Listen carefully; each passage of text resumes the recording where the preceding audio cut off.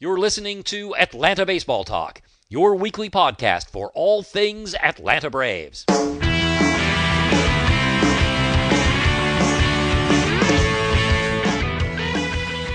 Welcome to show number 290. Today is Sunday, March 22nd, 2015, and my name is Steve.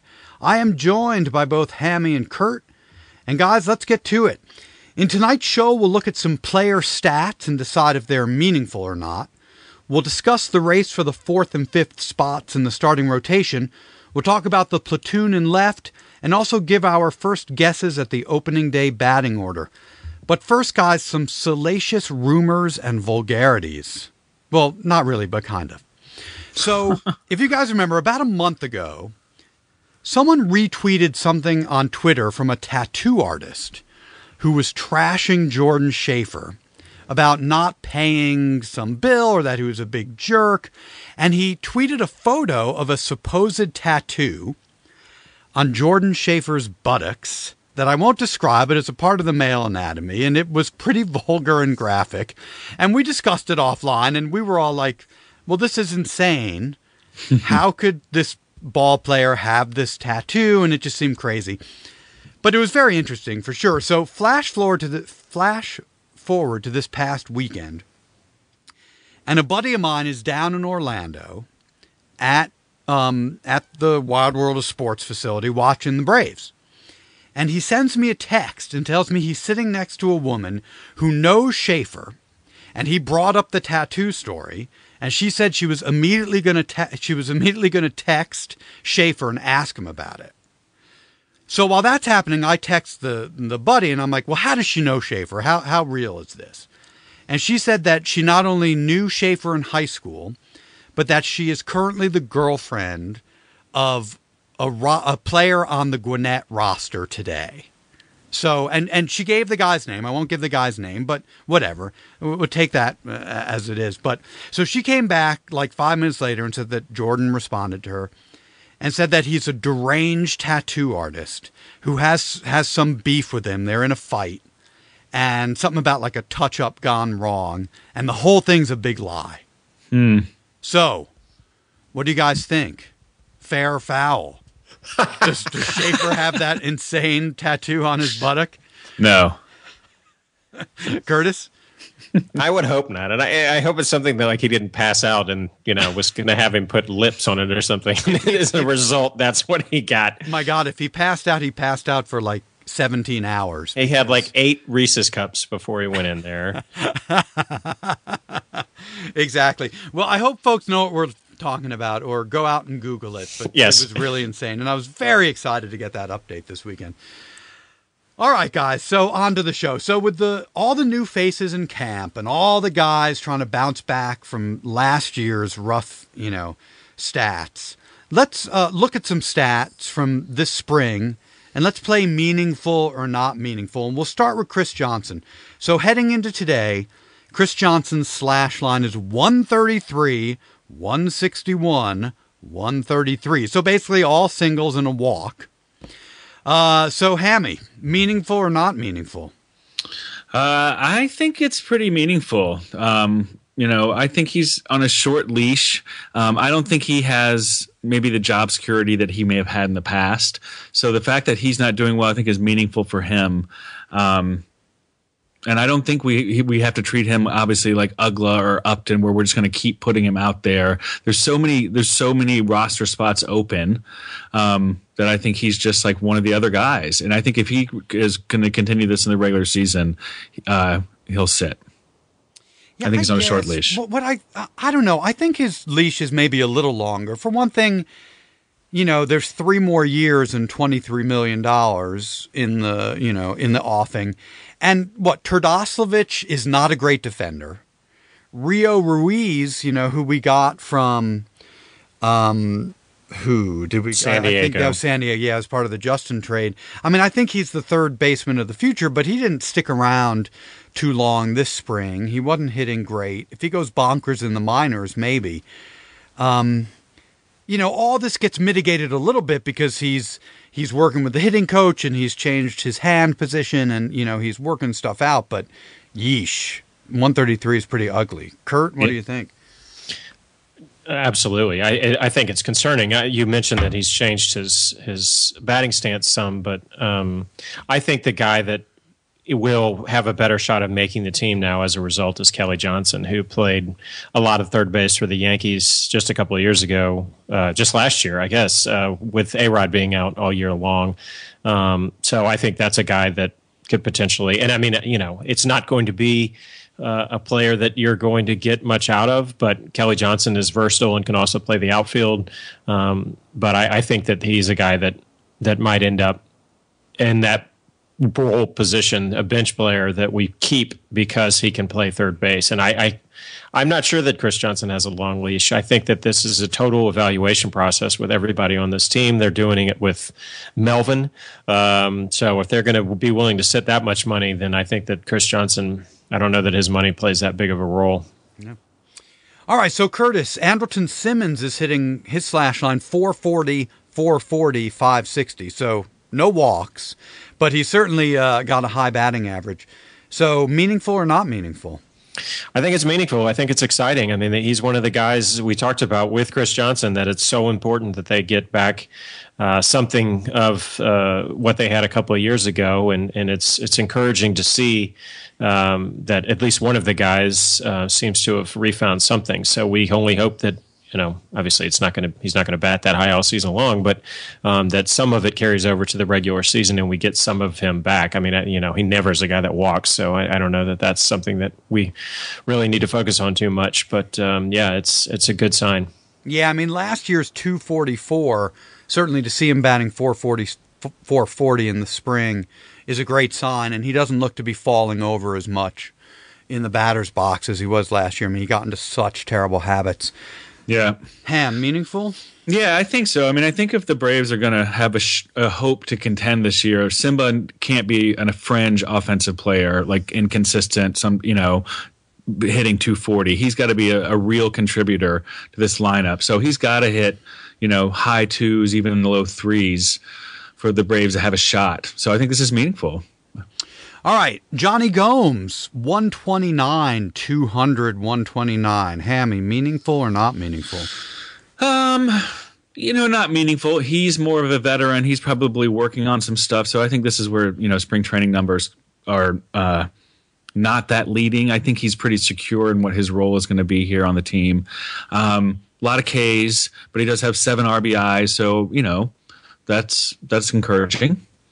So I don't take a lot out of these stats. Curtis, how about you? No homers though. So that's kind of what I guess that's just what we're going to get. I mean, but he is our starting left fielder, so it's a little worrisome. And Evan Gattis, they're effectively the same defensive player, and I know that obviously we had to get rid of Evan Gattis due to certain reasons, but that's a pretty diminished trade in return. That's the guy that's going to replace him. So, yeah. I mean, I look at that a little differently. For one thing, he's our starting half of a platoon left fielder, and he's also going to be better. He's going to be a better defender than Gattis ever will. He just has he's logged so many more innings in left. Yeah. Than Gattis. I think he'll be better defensively. He hit 160 in the spring in 2014, 281 in 2013. It probably doesn't matter.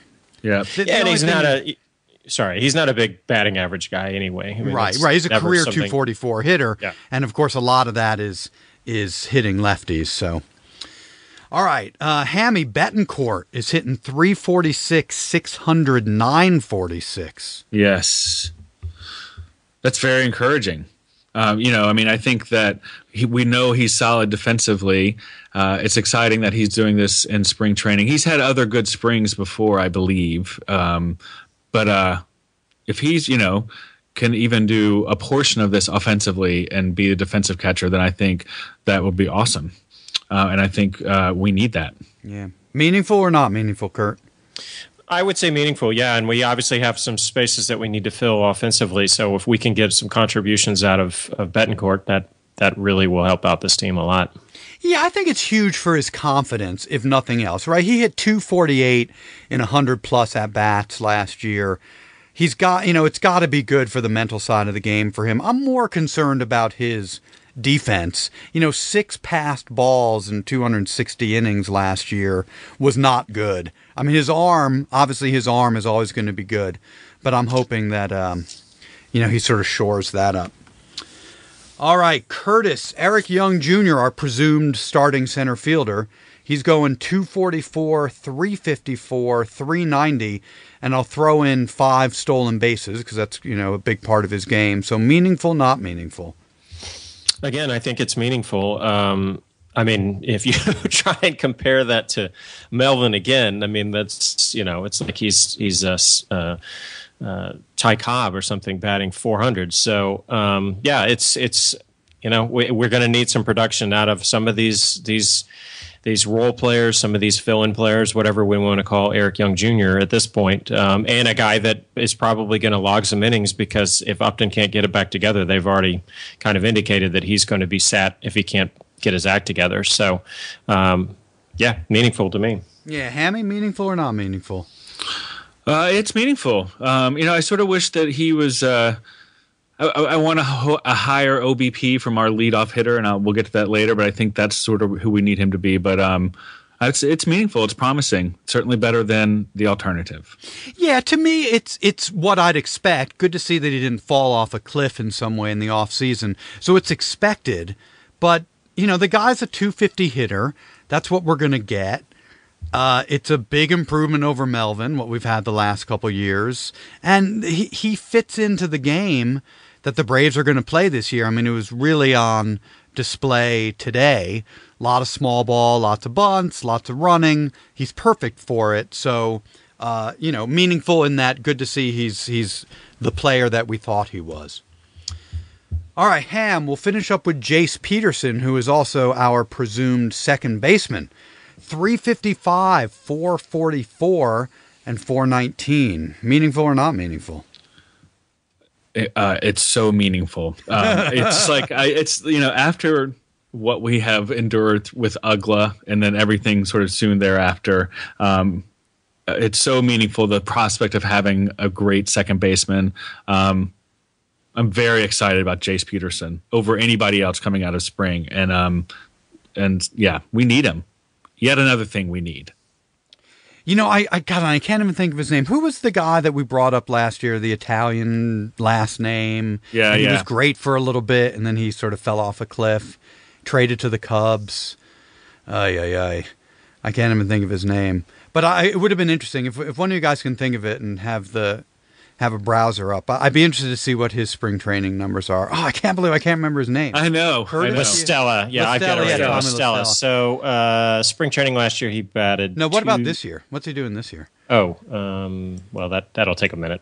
Okay. So you look at that. Jace Peterson was in AAA last year. His slash line was 307, 402, 447. The guy can hit, and again, it's like Betancourt. This has got to be huge for the mental side of the game for him to come in and be so productive that somewhat out of nowhere, he's been given the starting second baseman job. I mean, at the start of spring training, it was all Peraza's going to come in a couple months when he's ready, and Alberto Callaspo is going to be the starting second baseman. That was really the thinking heading into spring training, and he came in and just took the job. I mean, I think his numbers are hugely meaningful. Well, isn't it a little discouraging that Callaspo came in fat and out of shape? I mean, I obviously have no reference to which base that on. I don't know if this is something he does every year and then gets himself back into shape like Shaq did every single year. But, I mean, it just seems like some of these guys were brought in for veteran leadership and stuff like that. That doesn't seem like he's setting a very good example. Yeah, if it was 1963, it would be less disappointing that he's going to get himself into playing shape. In 2015, it's just ridiculous. Yeah. Lestella's having a very nice spring.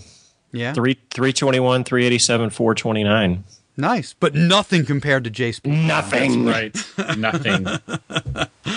All All right, guys, a couple quick announcements. So all of our shows are also available on our YouTube channel, which you can find by going out there and searching Atlanta Baseball Talk. When you find us, please subscribe. Also, go out to our Facebook page. It is at facebook.com/Atlanta Baseball Talk. Go out there and like us. All right, so guys, on Friday last week, Freddie announced, this was kind of out of nowhere for me, Freddie announced that Wandy Rodriguez had won the fourth starting pitching spot, leaving one slot open until Mike Minor returns. So the four guys that are vying for that final spot are non-roster invitee Eric Stoltz, non-roster invitee Chin-Ming Wang, Astros prospect, from the Gaddis trade, Mike Foltynewicz, and then Braves AAA prospect Cody Martin, who also kind of came out of nowhere when he had to make that spot start for Minor. So here are their ERAs from the spring. Stoltz is at 2.57, and note that he can opt out of his contract if he's not on the opening day roster. Wang is at 2.70. He can opt out, or he cannot opt out until July. Foltynewicz is at 5.40. And then Cody Martin has 0 runs allowed in 8 innings pitched this year. So, Kurt, what do you think about these four guys? Who do you think gets that final slot? Well, I was thinking it's Cody Martin, just because I think that they want to try. They know what all these other guys have done, and maybe give this guy a shot. But I think the Stoltz thing, I'm kind of changing. I know we talked about this before, but I think the Stoltz thing is going to end up getting him the job, and Cody Martin maybe will be a long reliever or something in the bullpen. I think a lot of these other guys are going to end up in AAA.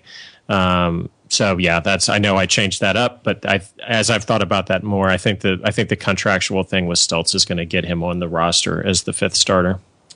Yeah, I mean, I think that Martin, just given so out of nowhere that his rise has been, it makes more sense to have him be the long reliever. Foltynewicz, it makes no sense to give him that job. Send him to AAA. I mean, his first start, it was his first or second start where he was so bad. I mean, I think he really recorded 1 out, and they had to pull him after 6 runs. He admitted he was pressing and trying too hard, trying to impress. No reason not to send him to AAA. And Wang, given that he's not going anywhere until July, put him in AAA for depth. I think that Stoltz gets that too. Hammy, do you see it going any different?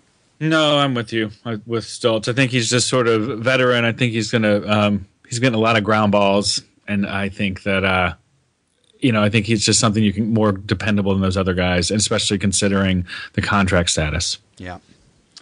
All right, guys, let's move on to left field and also the outfield bench spots. So we assume that Johnny Gomes will be one half of a platoon in left field, getting the starts against lefty starters. His career splits. I mean, and it's gotten more so as he's gotten on in his career. He hits lefties. He doesn't hit righties. So let's talk about who the other half will be. So presumed heading into the spring would be Zoilo Almonte, previously with the Yankees. He's hitting 184 this spring. So if Markakis is ready for opening day, which it looks pretty good. He's slated tomorrow, Monday, to be the DH and then start in right field on Tuesday. There's 2 bench spots left. So, and those guys vying for that probably are Turdoslavich, Kelly Johnson, Zoilo, Yuri Perez, that guy we got from the Nats, and then Todd Cunningham, from AAA. Turdo's a switch hitter and can play third, but he's a sub-200 hitter against righties. Obviously, it's not a ton of data points. Kelly Johnson can play lots of infield and outfield and is a career 242 hitter against righties. Zoilo is struggling this spring, like we said, but he's out of minor league options and is a switch hitter. Yuri Perez is really the best other center field option. He's hitting 290 and he's also out of options. And then Todd Cunningham is hitting 281. He's doing good this year as well. I think they've got to keep Yuri Perez for center field because he's the best backup if EY goes down, particularly given that there's really no telling when Melvin comes back. Kelly Johnson makes the most sense to me from versatility and better defense compared to Turdosovich. But Turdosovich has so much pop in his bat compared to most of the others in the lineup.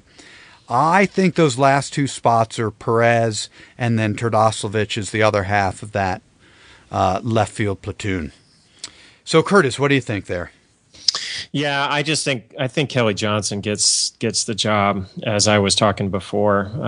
I just think that his ability to play so many different positions, they've emphasized a lot that they want a lot of guys other than the established guys that can play various places. And Kelly Johnson, of course, can play first base too, to give Freeman a break. So I just think that's probably, and I'm probably totally wrong. And I kind of want Turdosovich to kind of get another chance. But but there's two slots. So you think Kelly and Turdosovich? Well, not if these other guys don't have the ability to get. I don't think they're going to risk losing both of those guys. So I think they'll try and keep one of them. So you think Yuri and Kelly? Yeah, that's my pick. Ham, any different opinion there? No, I think it's Yuri and Turdosovich.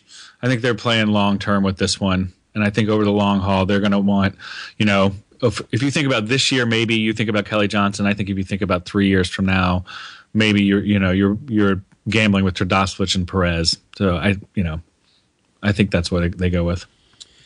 All right, guys, let's move on to some quick hits. So earlier this week, the Rev, Pastornicky, was released, our starting shortstop from a couple years ago, released by the team. When that announcement was made, I think it was Bowman tweeted that, Pastornicky was on the minor league roster, so he was on some of the backfields in Florida, and a scout reported that Pastornicky was kind of pouting about being on the minor league roster and being on one of the backfields.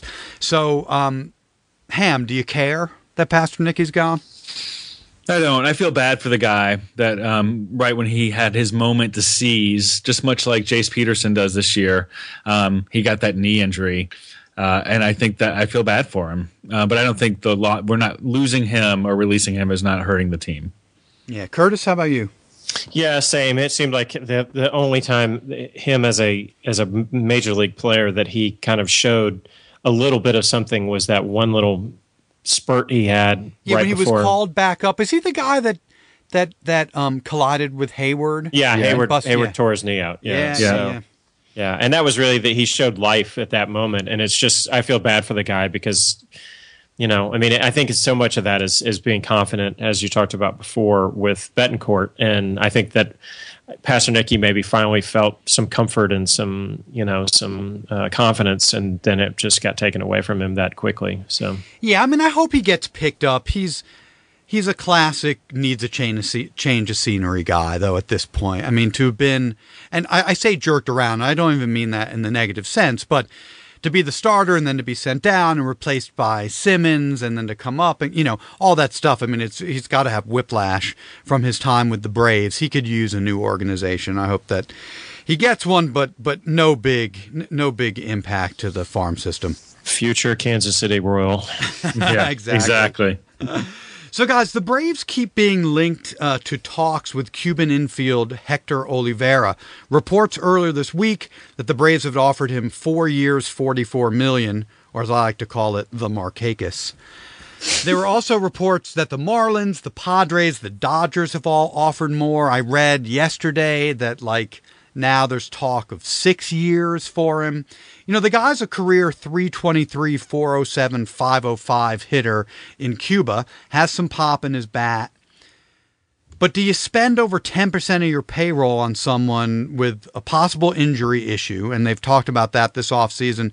And to me, there's something a little goofy about this guy. Why hasn't he signed yet? He switched agents. This has been going on for a long time. So, Ham, do you think the Braves should invest in this guy? No, I don't see why. And I don't see why he would want to come to the Braves right now either. I think the Dodgers will get him. So, no. Curtis, how about you? No, and he's probably 5 years older than what they say he is anyway. So, but yeah, I don't think that. you might offer that the Markakis for one of these types of guys with the Braves, that offer is the low ball offer. Yeah, it is the low ball offer instead of the high ball offer that it was for Markakis. Because somebody will come in and throw a year on just to easily outbid the Braves. So. Yeah, there's no way we're getting him, even if we wanted him and needed him. I think it would be exciting. The PR would be interesting, and he would be an exciting player to have. But with Jace Peterson and Peraza in the wings, it just doesn't make sense to put money there. Right. Yeah. Because this nice segue here that we worked this other Cuban deal out so well. So yes, right. So staying in Cuba, Dion Toscano. Still not in camp. Really no word from the Braves when he will be in camp. You know, it's one of these sort of paperwork holdups.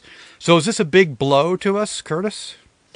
I don't know that it's a big blow, but you would like the guy to get up here and get in some time against major league level pitching and to kind of acclimate himself to playing in the American league. I mean, the American baseball as opposed to Cuban baseball. So, they call that MLB. Right. Just for the baseball Americano. But yeah, I would like him to be here. I don't know how big of a blow it is. But yeah, I would like to see him up here and see what he can provide as far as depth goes. Yeah, I mean, I think things could have gone differently. If he was here for day one of the spring, he's a lefty. He would have made perfect sense as the other half of the platoon with Johnny Gomes. So yeah, I mean, it's a blow. It possibly was a blow. We don't know how he would have been, but it'll be some good depth when he finally gets here. All right, so guys, let's predict our opening 1 through 8 batting order. And I just want to do a shout out to Braves Reddit. Go out there. There's interesting stuff being posted there, and if you follow them on Twitter, I think they have a contest going for predict your opening day batting order, and they're giving away tickets or something. So go check Braves Reddit out on Twitter. All right, so Curtis, predict your 1 through 8 on opening day. Well, I had put together one that seemed to make sense to me, just as far as where these guys I thought would lie, and then I realized it went left, left, left, left, right, right, right, right. So I don't think that they're going to go that Genius. way.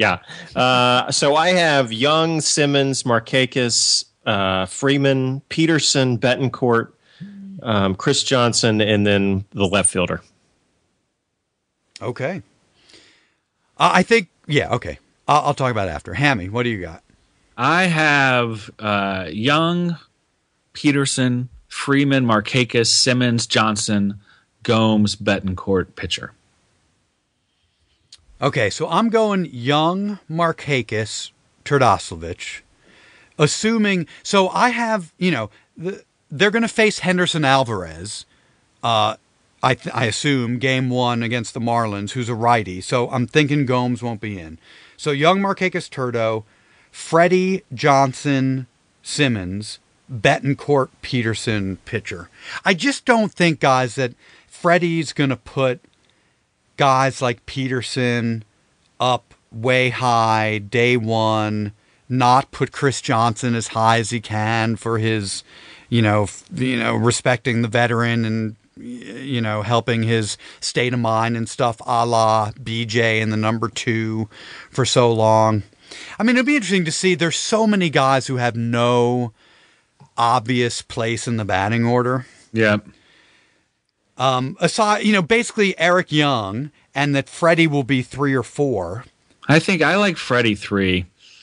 And I think Simmons needs to be higher. I mean, I think that, we talked about his offense earlier. If he can really hit like that and not fall over on every swing and be reliable, I mean, he could be a 5 hitter, I think we need him. He could have the power too. He needs to anchor our lineup. I don't know. Curtis, what do you think? Anything to add there?